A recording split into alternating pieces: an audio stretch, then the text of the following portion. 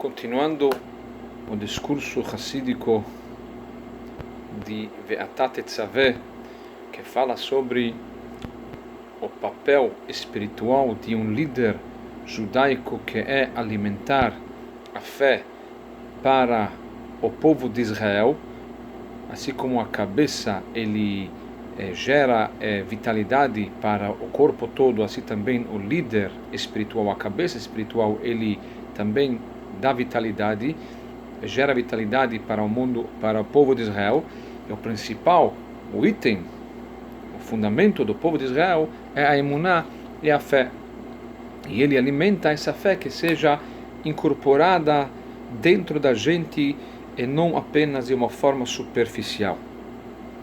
Ele nos explicou a diferença entre que, assim como Moshe, como o primeiro líder, tem esse papel, assim também a extensão de Moshe, ou seja, os líderes posteriores após Moshe também eles têm esse líder, e de uma certa forma o conceito de alimentar a fé nos líderes posteriores se manifestou mais do que na própria geração de Moshe, porque na própria geração de Moshe e se manifestou isso mais via os ensinamentos de Moshe para o povo judeu, mas não tinha teses, não tinha o conceito de ser exprimido, perseguido, para precisar autossacrifício e mostrar a nossa fé em Deus nos momentos difíceis.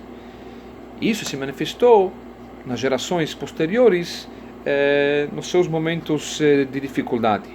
Ele continua nos dizendo agora que na nossa história, a única vez que realmente o povo de Israel como um todo precisava de Mesirut Nefesh, de autossacrifício, foi na festa de Purim.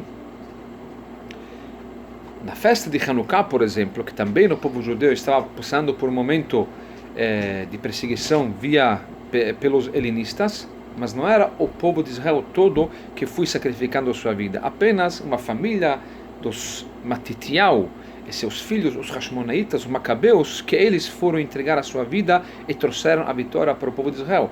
Mas uma grande parte do povo de Israel, talvez até a maior parte do povo de Israel, não fez parte disso.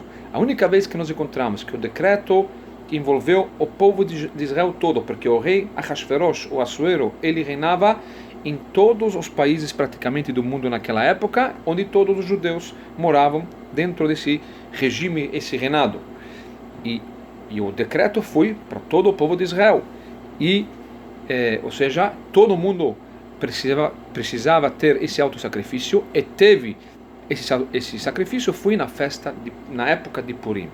E essa força para poder sacrificar a sua vida, isso veio através do líder daquela geração, que era, como falamos, era o Mordechai Hayudi, o Mordechai o judeu.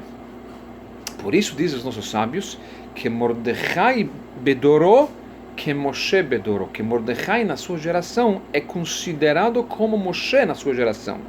Na verdade, em todas as gerações tem um pequeno Moshe, mas os nossos sábios dizem que justo sobre Mordechai enfatizam esse conceito, que Mordechai na sua geração era exatamente como Moshe na sua geração considerado, apesar que ele era apenas uma extensão de Moshe. Por quê? Porque uma das vantagens, para assim dizer vantagens, não é, de Mordechai é que ele era de uma forma revelada o pastor fiel, o líder de todo o povo de Israel. Ele era aquela pessoa que alimentou, todo mundo olhou para ele. Não sempre o líder se encontra de uma forma revelada. Moshe, todo mundo sabia que ele é o líder, não tinha outro líder, e também no Mordechai na sua geração.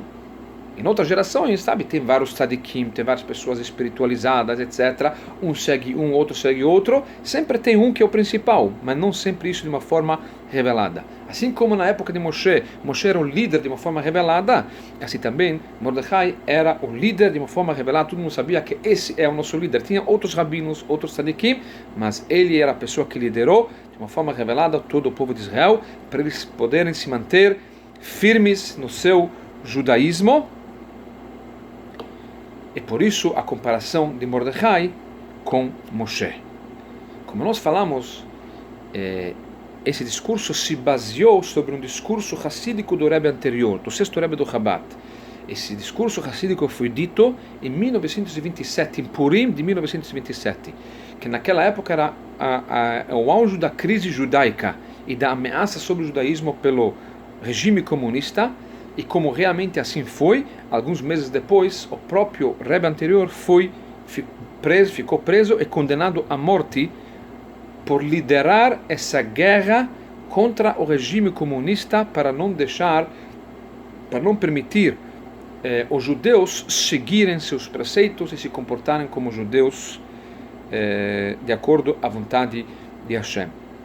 E o Rebbe nos diz assim, podemos dizer que assim como Mordecai era o líder na sua geração de forma revelada, assim como Moshe na sua geração, na época do comunismo, naquela época quando o Rebbe anterior falou essas palavras, esse discurso, ele na verdade também foi o líder de uma forma revelada, porque era a única pessoa, o único rabino que tinha coragem para se levantar e ir contra o regime comunista e não deixar a chama do judaísmo apagar.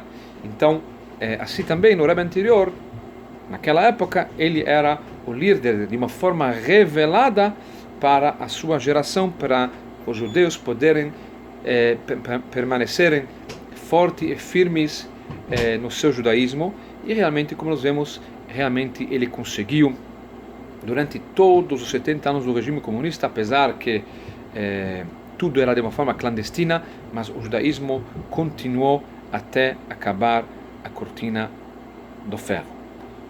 Resumindo aquilo que nós estudamos até agora, então o versículo fala: Ve'atah tetzaveh bnei Israel, você mandará ao povo de Israel, ou seja, você, Moshe, ligará o povo judeu para Deus, ou seja, o que quiser ligará, como falamos, é alimentar a sua fé de uma forma mais profunda, revelando a essência da Neshama de cada um de nós, de cada judeu ou judia, e através disso, isso vai trazer uma elevação no próprio Moshe, trazer o azeite para Moshe, não para Aaron, para Moshe. Por quê? Porque por mais que Aaron, ele que liga, acende as velas, mas aqui no sentido mais profundo, através do trabalho que Moshe vai fazer com o povo de Israel, isso vai trazer uma iluminação, uma elevação para Moshe, e esse azeite é espremido para a fonte da luz, como falamos, Katit la Maor, Maor é a fonte da luz,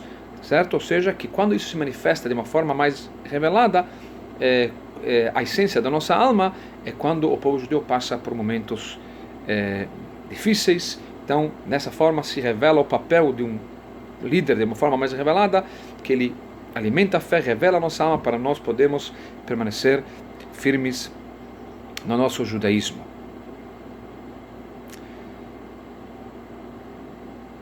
E nós vamos depois, ele nos vai continuar falando sobre a geração atual, onde nós nos encontramos agora. Graças a Deus nós não temos perseguições, podemos cada um de nós cumprir judaísmo de uma forma livre, ou seja, que isso quer dizer que a nossa essência da alma é difícil revelá-la dessa forma, como falamos, justo quando somos espremidos, perseguidos, aí que se revela a nossa essência. Agora que nós estamos vivendo bem em termos judaicos, como que podemos revelar essa essência da nossa alma? Isso ele vai nos explicar nos próximos capítulos.